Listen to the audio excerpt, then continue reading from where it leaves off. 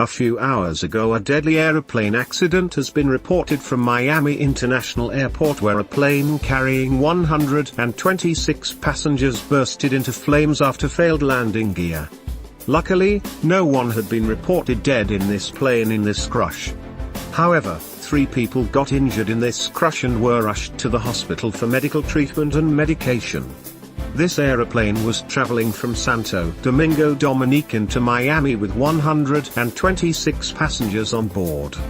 It's by good luck that firefighter engines were ready at the airport to put out this fire before the situation got out of hand. The airline authorities are currently at the accident scene carrying out investigations so as to know what really caused this accident. It's however alleged that landing gears failed. Please do like, comment and share.